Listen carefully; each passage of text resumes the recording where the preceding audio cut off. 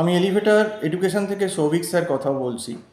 আজকে আমি এই ভিডিওতে আমাদের ভারতবর্ষের যে কলেজগুলো এমবিএ যারা করাচ্ছে তাদের লেভেলগুলো সম্বন্ধে বোঝাবো। একদম যেগুলো টপ লেভেল কলেজ, মানে সব থেকে ভালো আমাদের ইন্ডিয়াতে এমবিএ বা পিজিডিবিএম যারা করাচ্ছে, সেগুলোকে আমরা বলছি tier one college, tier one.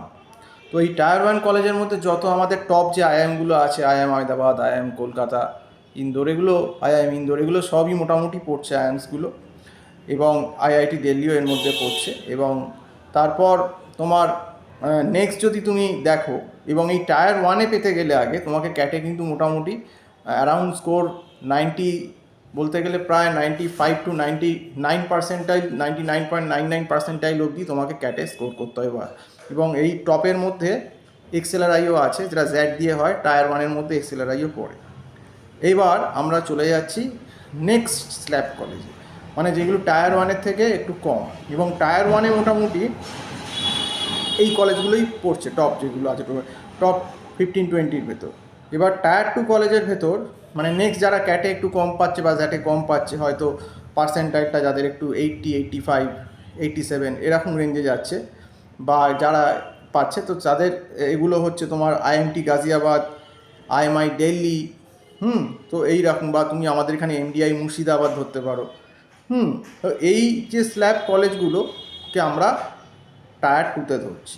তারপর নেক্সট এই টায়ার টু বাদ দিলেও যেগুলো নেক্সট যে কলেজগুলো পড়ে আছে, মানে আমাদের গভর্নমেন্ট ইউনিভার্সিটিগুলো বা প্রাইভেট ইউনিভার্সিটিগুলো, প্রাইভেট কলেজগুলো যেগুলো করাচ্ছে, সেগুলো হচ্ছে একদম লাস্ট, সেগুলো আমরা টায়ার 3 এর মধ্যে পাচ্ছি।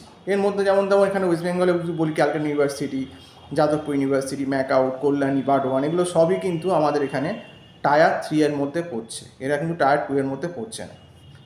টায়ার 2 এর মধ্যে মোটামুটি বলতে পারো যে আইএমআই কলকাতা কিছুটা আসতে পারে, এবং তার সঙ্গে তোমার এমডিআই মুর্শিদাবাদ আসতে পারে, এগুলো কিছু কিছু টায়ার টুতে পড়বে। আর তার সঙ্গে তোমার আর্মি ইনস্টিটিউট অফ ম্যানেজমেন্ট কিছুটা আসতে পারে। কিন্তু আদার্স বাকি সমস্ত যে কলেজগুলো বা ইউনিভার্সিটিগুলো আমাদের ওয়েস্ট বেঙ্গলে আছে, সেগুলো সবই ম্যাক্সিমামই কিন্তু টায়ার 3 এর মধ্যে পড়ছে। আর আইআইএম কলকাতা তো ছেড়ে দাও, ওটা টায়ার ওয়ানে পড়ে যাচ্ছে, ওটা তো বলেই দিলাম তোমাদের। এবার টায়ার ওয়ানের যে এমবিএ কলেজগুলো যারা এমবিএ করাচ্ছে, তাদের স্যালারি লেভেলটা কিন্তু মোটামুটি প্রায় মিনিমাম স্টার্টিংটা 18 লাখ পার অ্যানাম থেকে কিন্তু 2 কোটি অবধি হতে পারে, 2 crores। মিনিমাম মোটামুটি 18 লাখ পার অ্যানাম সর্বনিম্ন বোধহয় হয় লোয়েস্ট, সেখান থেকে 2 কোটি টায়ার ওয়ান, 2-3 কোটি এরকম যায়, অনেক ক্ষেত্রে যায়, সব সময় না। তারপর টায়ার টুতে যদি তুমি যাও, সেখানে স্যালারি রেঞ্জটা তুমি মোটামুটি দেখবে লোয়েস্ট 7 থেকে 18 লাখ, 20 লাখ, 20 লাখ, 22 লাখ এরকম অবধি ভ্যারি করে। মানে টায়ার টুতে মোটামুটি স্যালারিটা 7 লাখ থেকে লোয়েস্ট 7 লাখ থেকে মোটামুটি 20-22 লাখ অবধি ভ্যারি করে।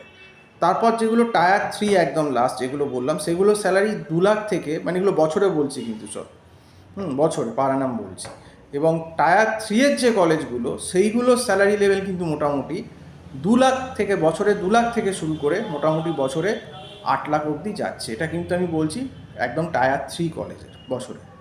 তো এই হচ্ছে হিসেবটা। কাজেই টায়ার ওয়ান কলেজগুলো হচ্ছে ম্যাক্সিমাম ফেসিলিটি প্লেসমেন্ট এবং তাদের ইনফ্রাস্ট্রাকচার বা ফ্যাকাল্টি কারিকুলাম সব থেকে বেস্ট।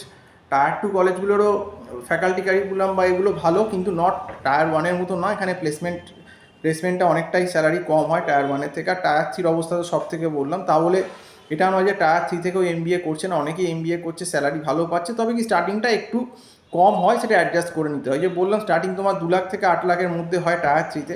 এবার যার যেরকম ক্যাপাবিলিটি, যার একটু ভালো ক্যাপাবিলিটি থাকবে, সে টায়ার 3 থেকেও 4 লাখ, 5 লাখ, 6 লাখ কামাতেই পারে। তারপর আস্তে আস্তে যখন তার এক্সপিরিয়েন্স হবে, সে কিন্তু তার স্যালারি কিন্তু আস্তে আস্তে বাড়তে থাকবে। তো এই হচ্ছে এমবিএ টায়ার 1, টায়ার 2, টায়ার 3 কলেজগুলোর স্যালারি বা এর ডিফারেন্সটা আজকে এই ভিডিওতে বলে দিলাম। তো সম্পূর্ণ ভিডিওটা দেখার জন্য অসংখ্য ধন্যবাদ।